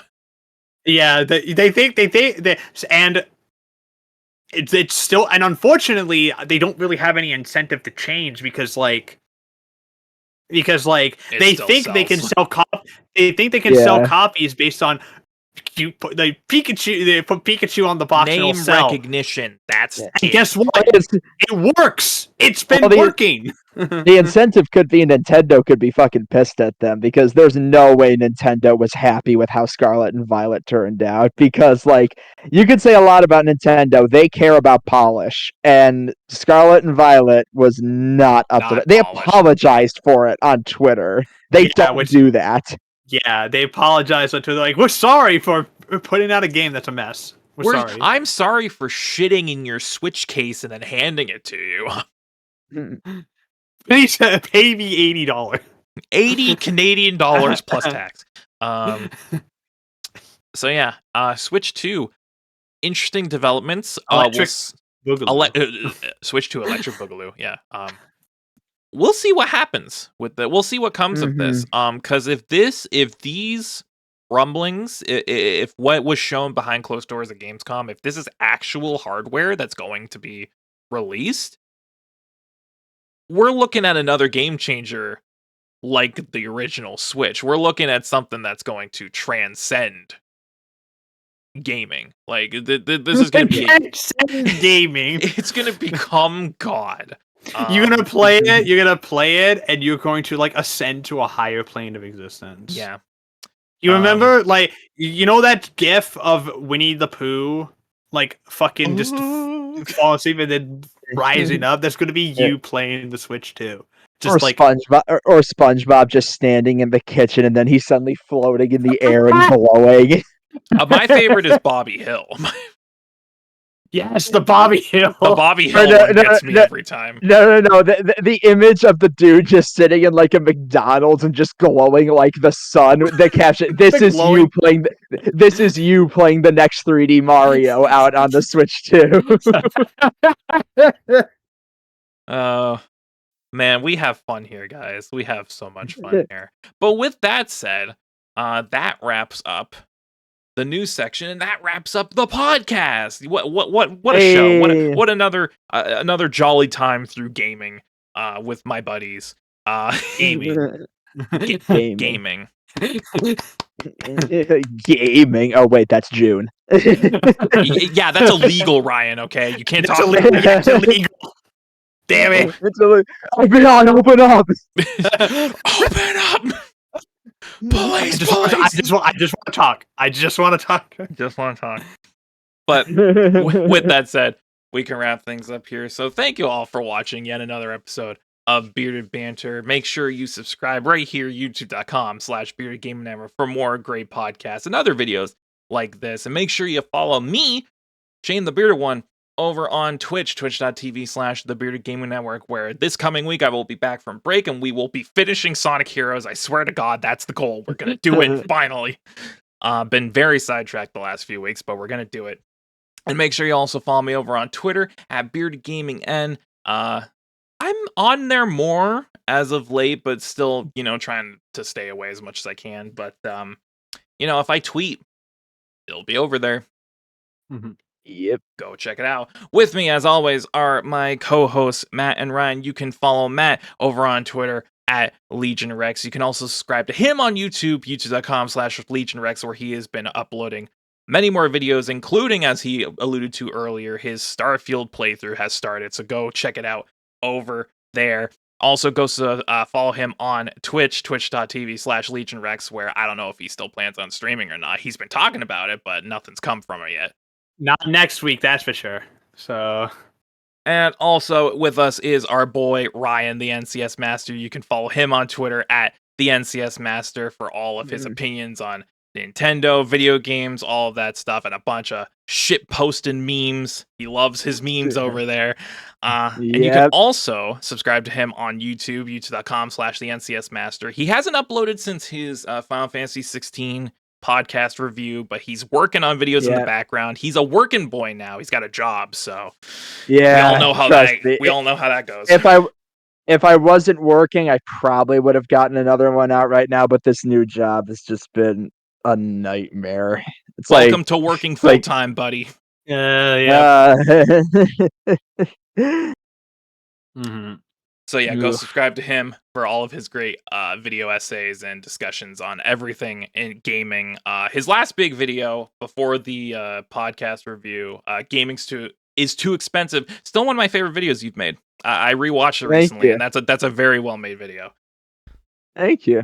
Yeah. I'm proud of that one. I'm glad that one actually got like decent reviews for me. It got like 1,500 views. Yeah, like that's like easily my most 1.4K last I saw. Yeah. Mm-hmm. Yeah. So go subscribe. I'm to glad him that did for all of that good stuff and more videos in the future like that. And with that said, we can wrap things up. So thank you all very much for watching. We are the Bearded Banter crew signing off, and we will see you guys in another 2 weeks for more great gaming goodness.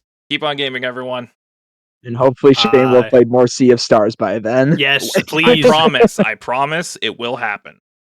And I can talk spoilers with you. You can hold me to my word. If I have not played more Sea of Stars by next banter, you can kill me live on podcast. We're gonna see. If he doesn't play, we're gonna see Matt run off camera. He's gonna come down those stairs behind you. Rapidly approaching your location. I was gonna say it's like I come on and I'm like, guys, listen, I've let you down. I haven't played more Sea of Stars, and you slowly see the red dot on my head. It's just what? I just want to talk to him. I just want to shoot him. I just want to talk. That's all I want to do. But anyway, we'll see you guys later, time. folks. We'll see you.